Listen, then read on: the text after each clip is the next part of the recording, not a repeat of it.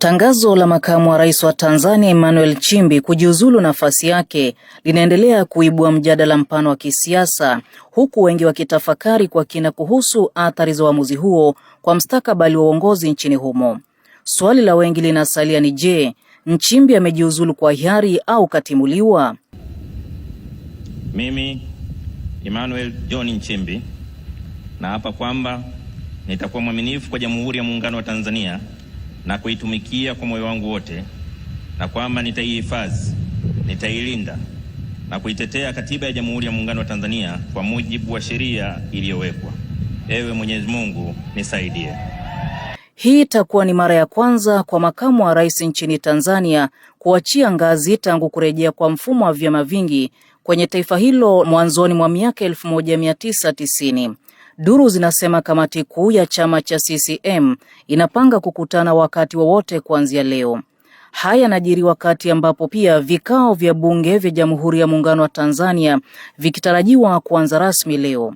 Kujiuzulu kwa Nchimbi ambako kulikuja ghafla kunafungamanishwa na upepo wa kisiasa ndani ya chama cha CCM, na hilo lilidhihirika wazi hivi majuzi kutokana na kauli yake ya kuwataka Watanzania kupambana kupata katiba mpya. Kama nina kitu cha kuwaambia Watanzania, ningeambiwa hebu makamu wa rais waambie Watanzania jambo moja tu. Wakisema una jambo la kuwaambia Watanzania moja tu, unapewa nafasi ya mwisho, sema moja. Nitasema pambaneni mpate katiba mpya. Pambaneni mpate katiba ambayo ina makubaliano ya wadau wote. Katiba yenye mwafaka katika taifa. Nenda muulize wewe kifungu gani cha katiba kinakuudhi? Hajui. Au unataka nini kibadilike? Maana yake ndio tunataka mpya tu. Sasa mpya ilete nini? Unajua ndio hivyo, ndio maendeleo. Nani kasema maendeleo analetwa na kitabu kilichotungwa kikaikwa hapa? Nchimbi alipokuwa anazungumza katika moja kongamano lililohusisha mashirika ya kutetea haki za kibinadamu, aliwataja pia baadhi ya wakosoaji wa serikali walioko nje ya nchi, akisema angefurahi kuona siku moja wanaketi meza moja kujadili masuala yanayohusu mustakabali wa nchi ya Tanzania. Natamani nikiwa mimi mtu ananiona pale nimekaa na Maria Sarungi aseme wanaongea mambo ya nchi yao.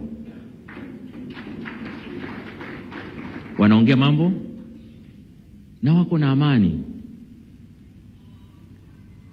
Hamna uhasama, hakuna uadui. Hiyo ndio aina ya taifa ambalo natamani tulijenge. Mara ya mwisho kwa Nchimbi kuonekana hadharani alikuwa anashiriki hafla ya uzinduzi wa mradi wa umeme wa maji wa Mwalimu Nyerere Rufiji mkoani Pwani. Hotuba yake ya dakika moja, licha ya kupewa dakika 10 jukwani, iliibua maswali mengi huku ikisababisha minong'ono mbalimbali. Nimepewa dakika 10 za kutoa salamu za makamu wa rais na nitajitahidi kuzitumia vizuri. Mheshimiwa Rais, katika kutumia vizuri muda niliopewa, kwa heshima kubwa na kukaribisha kufanya kazi hii. Kwa wiki kadhaa Nchimbi amekuwa akiandamwa na wahafidhina ndani ya chama cha CCM waliokuwa wakijitokeza hadharani kukosoa matamshi yake kuhusu haja wa Tanzania kupambana kupata katiba mpya. Asitokee mtu au chama cha siasa kinahamasisha wananchi au Watanzania eti waipiganie katiba mpya. Katiba mpya imeisha sema inakuja. Kwani nani aliyeizuia hii katiba mpya? Kwani nani amesema kwamba hatutakuwa na mchakato wa katiba mpya? Kabla ya kuwa makamu wa rais, Nchimbi amewahi kushikilia nafasi za juu ndani ya chama tawala cha CCM na serikalini. Cheo chake cha mwisho chamani humo ni katibu mkuu, na kabla ya hapo amewahi kuwa balozi katika nchi kadhaa ikiwemo Misri.